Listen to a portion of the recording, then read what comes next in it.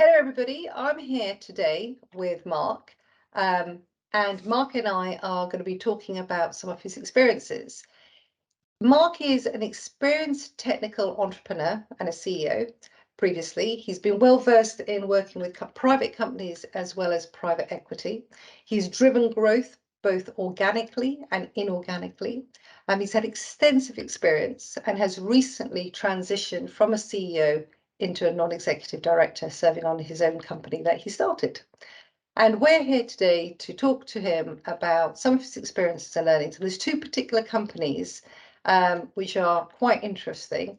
And what I'd like to start off with is I'd like to start off by asking Mark if he could provide us a little more insight into those two experiences.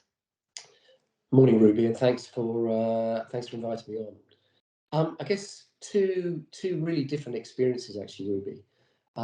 I set the first business up, London Office Systems, when I was 22. So I guess I had a sort of natural entrepreneurial sort of bent towards my thinking, and I set that up kind of mid to late 80s, and it was a really kind of booming time.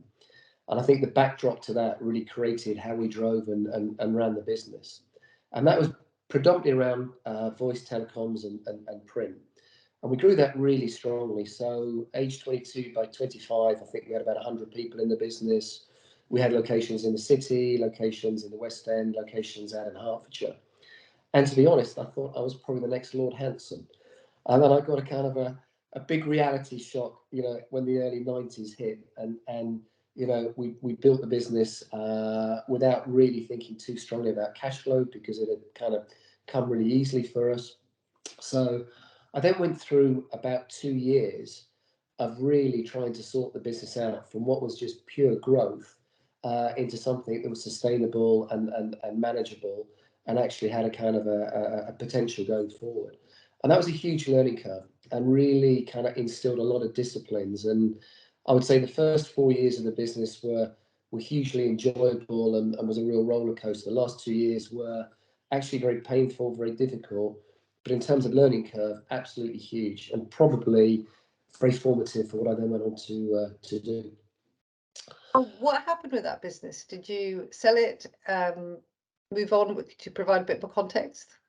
Yeah, so I did sell it, and at the sort of during the late 80s, I thought I would be retired at sort of 28, 29, and I'd be sailing off into the sunset. We did sell it, and I did sell it in 92. But the fact that I then set Charterhouse up in 93 probably tells you that we didn't quite, ascertain the funds that we thought we might for the business. But we sold it successfully. But it was a dramatic learning curve, and actually, as I say, was really what instilled in me a lot of disciplines moving forward. Now, tell me a little bit about Charterhouse, because that's also you obviously enjoyed the experience, got some great learnings from it, and then didn't take much time off, but threw yourself straight into the next venture. Could you give a bit of context as to what was your vision when you started and where you are now and how that sort of chimes? Yeah. So I think that the biggest changes, I took a very different approach when I set Charterhouse up.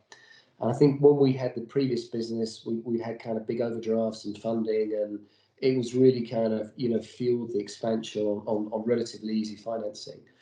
And Charterhouse was very different. I came into it with a very different perspective and actually grew the company right up to the point of sale with August, completely organically and all out of working capital and cash flow. So for that sort of 25 years that I had the business before we joined forces with August, there were no loans, no overdrafts, no debt in the business. So that was probably the biggest change.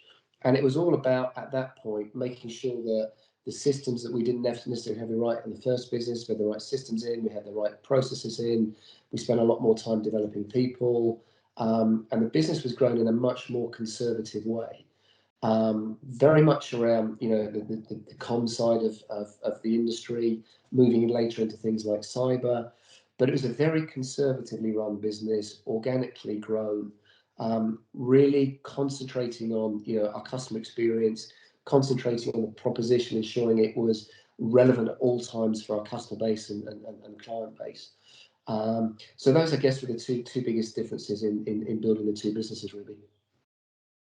And at the point you decided to go out and seek investment, what was the rationale behind it? What was your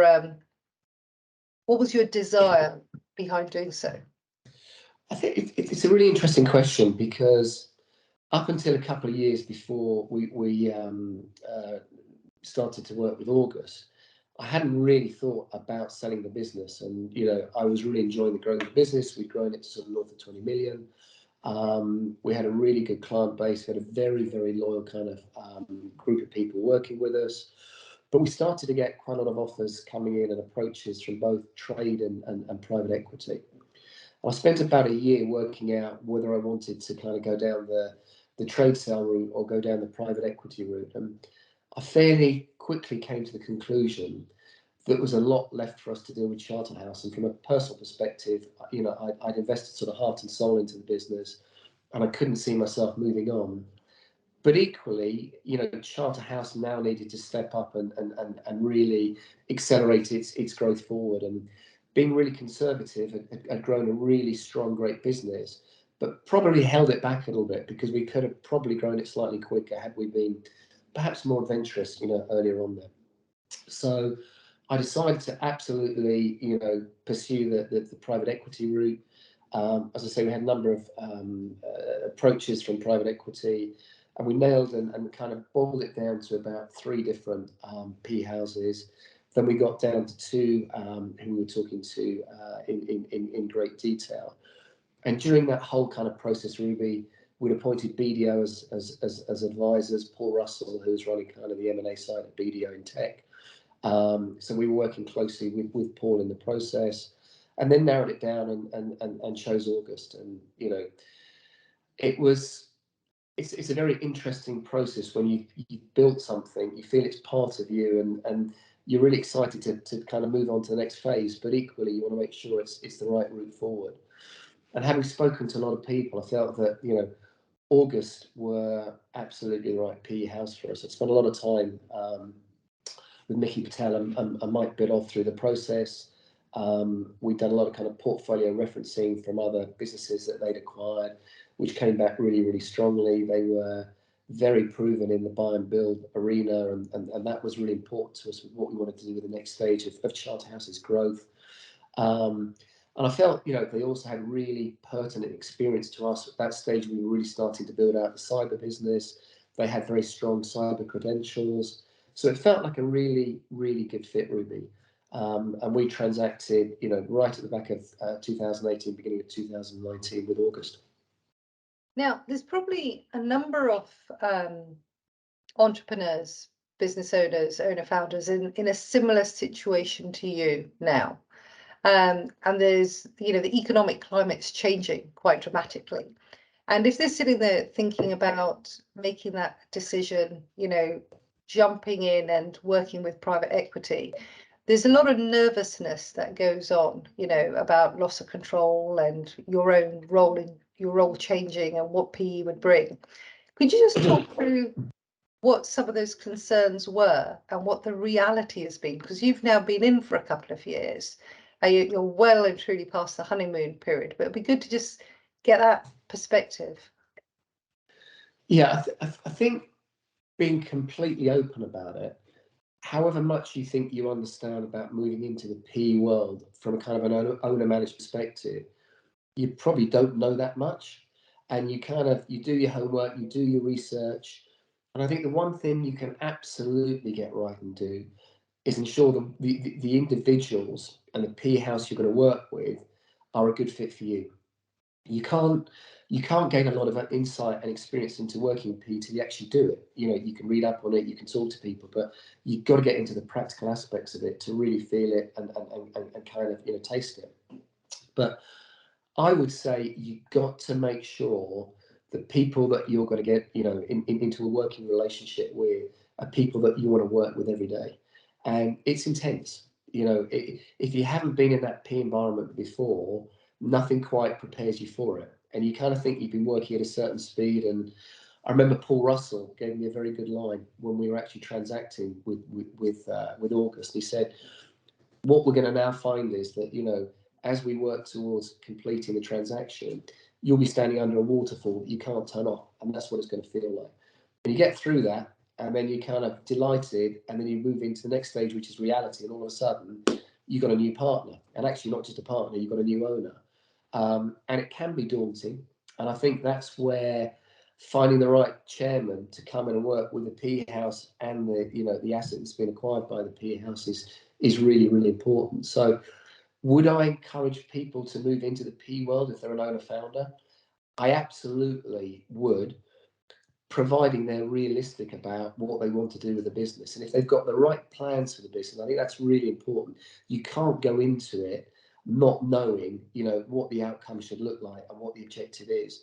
And we worked very closely with August about what that looked like, which gave me a lot of comfort, because I could see that we were all on the same page, and Nikki and Mike were very supportive and insightful. So I would be very positive about it. But I go in kind of eyes wide open that you're working with the right team and the right people. Now, you touched on the chairman being quite important. So chair, just be politically correct. Yeah. On this occasion, it is a chairman. Sorry, absolutely right. What I was going to say was, there's a lot of people, a lot of CEOs I know who are in the situation that we've just described, that you're making that transition, owner, founder, bringing in new investment, and then this whole concept of a chair. And there's a school of thought of, what does the chairman bring? He's just going to take a certain number of equity off the table and add no value. And there's another school of thought, which is actually the chair is absolutely critical, both from a fund perspective and from the asset perspective. Can you talk about your own personal experience of having the chair, who that chair was and what they brought to the party? Yeah, okay. It's a really interesting dynamic, because when you've built and run your own business, you kind of sit there and perceive that you know your business better than anybody else. So why do you need a chair? And going through the process with August, I fully understood it was part of the structure that you have a chair there. And the agreement that I had with August was I would look for the chair, and then I would put the chair to August to make sure that they were happy with that. And that gave me some comfort that actually I'd be very involved in the process in finding the right person. And I probably interviewed 10 or a dozen different chairs. And then I met Peter Manning, who is our chair at Charterhouse. And I was very lucky to meet Peter. And almost immediately, I realised for the first time he was somebody that I could really hugely learn from. For me, I was probably sceptical at the start.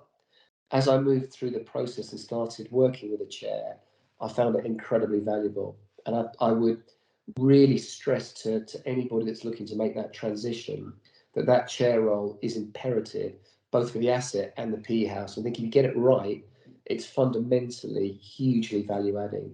And it was for us as a business, and it certainly has been for me personally as well, with Peter. Okay, thank you. Now, another question, and this is a bit of a personal question. Again, an experience which I think there's a lot of people out there that'd be interested in understanding what it was like. You've transitioned from a CEO, quite an actively involved CEO, into a non-exec director, and a new CEO has come in situ. Yeah. How was that experience? Difficult. I think, it would be.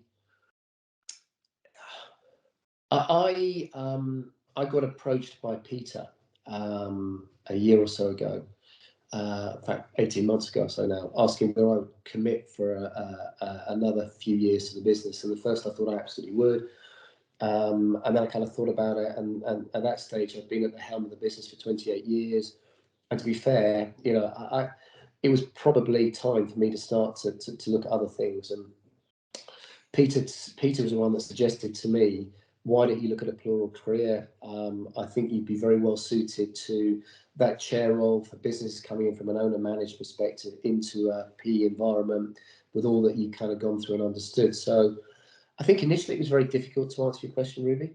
And I think, you're so used to looking through a certain lens, and all I'd done for 30 odd years was run businesses. And you have to step back, and in David, we've got a great CEO. He's doing a really great job for us. But yeah, you have to start to look through a different lens.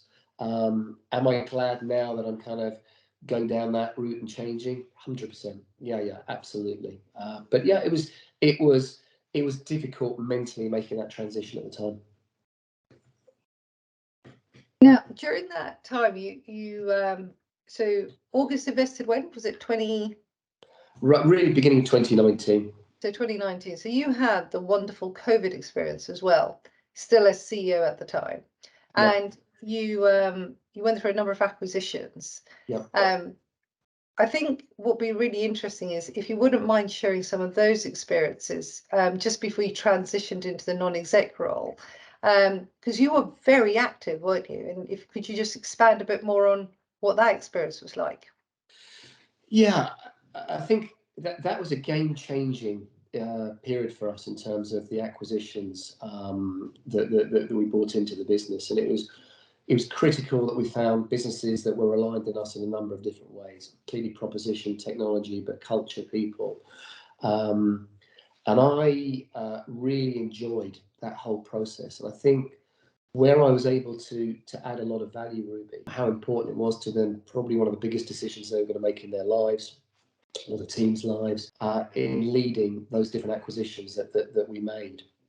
And I was able to be brutally honest and say to them, this is going to be a really difficult process. You're going to go through a lot of heartache. And trust me, I've never been through one acquisition where at the 9th hour or the 11th hour, we haven't had a problem. There's always something thrown up. And you can get through it, but there's always something that gets thrown up. And I think they were quite surprised how honest I was. And rather than just sitting there saying, this is going to be great, you're going to become part of the group, we can't wait to have you in, I was really, really kind of, open with them about how difficult the process can be at times. But actually, you've got to keep your eye on what the goal is at the end of it. But, we'll get through it, we'll work this together. And I built really good relationships with all the founders of the businesses that we acquired. It's a process I really, really enjoyed and made a huge difference to us as a business. So how many acquisitions did you lead and fold in? We did 5 acquisitions in about 18 months. And it was very interesting because the first 2 acquisitions that we did, one happened in January, one happened in February, and then we went into lockdown in March. So we literally hit the buffers with lockdown, having just done these 2 acquisitions, one of which was up in Liverpool. So very difficult to then get up there. And I think it was a real testament to August as well. That we'd gone through this really great first year. We'd identified some good acquisitions. We'd executed those acquisitions, and all of a sudden we went straight in COVID lockdown with the first 2, and it really, I think, brought the team together. And I think not that we worked together, but it really brought the group of us together in terms of having to deal with everything that was put in front of us. It was a great learning curve. And I think a real testament to August as well. That's quite an interesting story because you go from looking at the final length sort of period of your journey with Charterhouse. Here's a business you've grown for ages. You go through a transition with August. You then lead the acquisitions, have COVID, which is once in a lifetime experience, hopefully for most of us. You then sort of make that transition from CEO to now non-exec. And I hope you'll be looking for other non-exec roles and looking to expand your experiences and share them with other people. But it's quite an interesting journey you've been through there, Mark. Yeah, and I guess some of the takeaways that really make me smile, Ruby, are when you look at the acquisition side, when people tell you that integration is easy, when they tell you that cross-sell is easy, it's not until you go through these things that you really appreciate the kind of the intricacies involved with them.